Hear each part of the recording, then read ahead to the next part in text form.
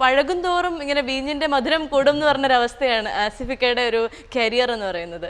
ഓരോ വർഷം കഴിയും ഒരിടയ്ക്ക് കുറച്ചൊരു പരാജയങ്ങളൊക്കെ ഉണ്ടായി, എന്നിരുന്നാൽ തന്നെയും പിന്നീട് വന്നത് അതിനും വലിയ പവർഫുൾ റോൾസിലൂടെയാണ്. അപ്പോൾ ഞാൻ ചേട്ടൻ്റെ ഏറ്റവും സ്ട്രൈക്കിംഗ് ആയിട്ടുള്ള 2 മൂവീസ് എടുക്കുമ്പോൾ, ഒന്ന് എനിക്ക് ഋതു തോന്നി, 2 ഉയരെ തോന്നി. രണ്ടിലും നെഗറ്റീവ് റോൾസാണ്.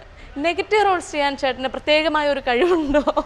എനിക്കറിയില്ല. എനിക്കൊരു കുറച്ചും കൂടെ ഇപ്പം ഋതു ആണെങ്കിലും അപൂർവ രാഗം ആണെങ്കിലും എൻ്റെ ആദ്യത്തെ 2 സിനിമയ്ക്കും ഒരു കുറച്ച് നെഗറ്റീവ് ഷെയ്ഡ്സ് ഉണ്ടായിരുന്നു, കുറച്ച് ഗ്രേ ഷെയ്ഡ്സ് ഉണ്ടായിരുന്ന ക്യാരക്ടേഴ്സ് ആയിരുന്നു. പിന്നെ നമ്മളല്ലാത്തൊരു ക്യാരക്ടർ ചെയ്യുക എന്ന് പറഞ്ഞതിൻ്റെ ഒരു രസമുള്ളൊരു ചാലഞ്ചും കൂടി ഉണ്ട്. പ്രത്യേകിച്ച് ഉയരയിൽ ഗോവിന്ദ് എന്ന് പറഞ്ഞൊരു ക്യാരക്ടർ, നമ്മുടെയൊക്കെ ഉള്ളിൽ ഒരു പൊസസീവ്നെസ്സും ഒക്കെ ഉണ്ട്. നമ്മുടെ ഏറ്റവും പ്രിയപ്പെട്ട ആൾക്കാരെ പറ്റി നമുക്കൊരു പൊസസീവ്നെസ് ഉണ്ട്.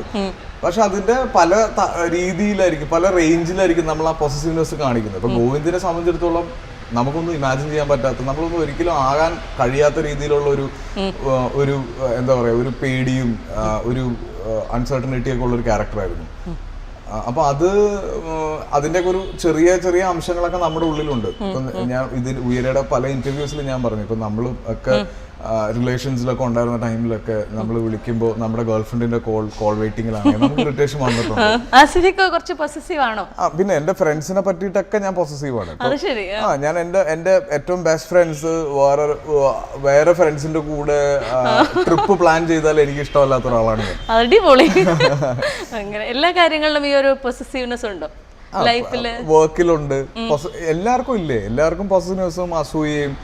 ഇപ്പൊ എൻ്റെ അടുത്ത് ചില സിനിമയിലെ ക്യാരക്ടേഴ്സിനെ പറ്റി ചോദിക്കും. അപ്പൊ ഞാൻ ചെയ്യാത്ത നല്ല സിനിമകളിൽ ബാക്കിയുള്ള എൻ്റെ സുഹൃത്തുക്കൾ ചെയ്ത ക്യാരക്ടേഴ്സ് കാണുമ്പോൾ എനിക്ക് അവരോട് അസൂയ തോന്നാറുണ്ട്.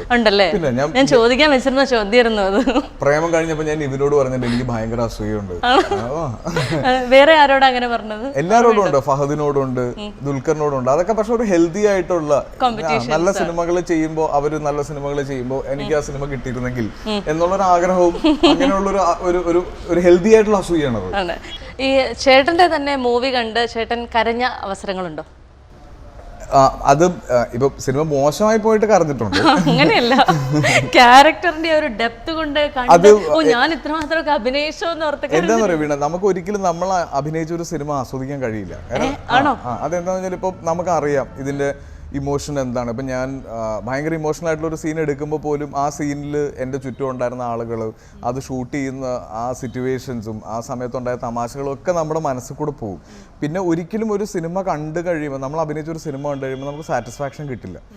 ഇത് കുറച്ചും കൂടെ നന്നാക്കാമായിരുന്നു, ഇത് കുറച്ച് ശ്രദ്ധിക്കാമായിരുന്നു, ഡബ്ബിംഗ് ഒന്ന് കറക്റ്റ് ചെയ്യാമായിരുന്നു എന്നൊക്കെ ഉള്ള തോന്നൽ എപ്പോഴും മനസ്സിൽ പോയിക്കൊണ്ടിരിക്കും. അപ്പോൾ ഒരിക്കലും നമുക്ക് നമ്മുടെ സിനിമ കണ്ട് സാറ്റിസ്ഫാക്ഷൻ വരാൻ പാടില്ല എന്ന് വിശ്വസിക്കുന്ന ഒരാളാണ് ഞാൻ. നമുക്ക് എപ്പോഴും നന്നാക്കണം.